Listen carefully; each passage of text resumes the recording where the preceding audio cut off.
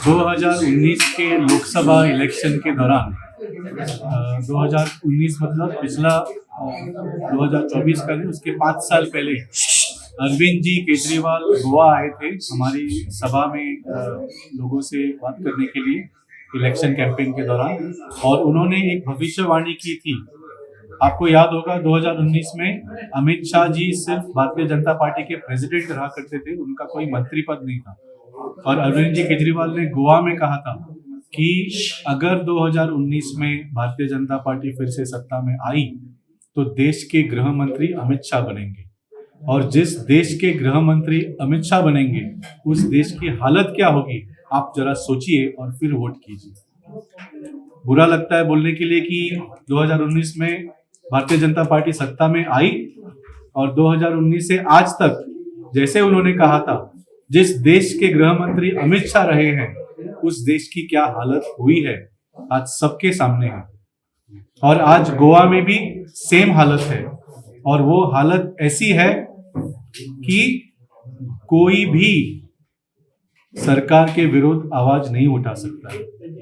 जिन आश्वासनों के साथ जो सपने दिखाकर भारतीय जनता पार्टी ने लोगों के वोट लिए थे वो सब आश्वासन और सपने झूठे निकले, वो लोगों को अब पता चल गया है।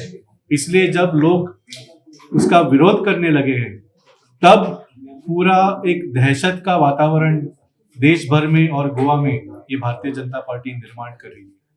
भारतीय जनता पार्टी चाहे वो कोई व्यापारी हो, बिजनेसमैन हो, चाहे कोई रिपोर्टर हो, चाहे कोई ऑपोजिशन पार्टी का लीडर हो, कोई भी हो, किसी को आज अपना आवाज उठाने नहीं देती।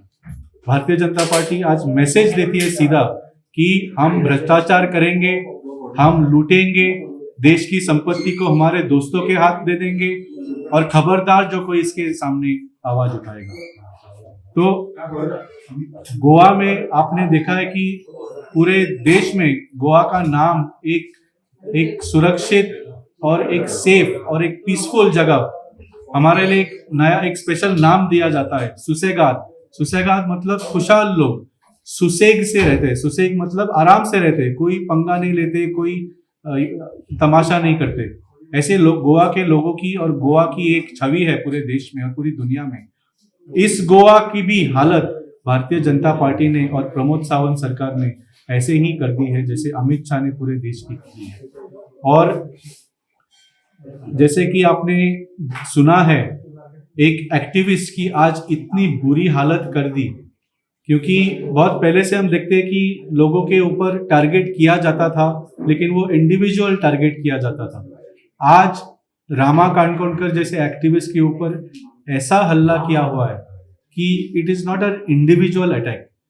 वो इस अटैक के जरिए पूरे एक्टिविस्ट को और पूरे गोवंस को, सब गोवा के लोगों को, पूरे समाज में एक मैसेज भेजना चाहते थे कि और कोई भी रामा जैसे आवाज उठाने की कोशिश करेगा तो उसकी भी हालत ऐसी ही की जाएगी।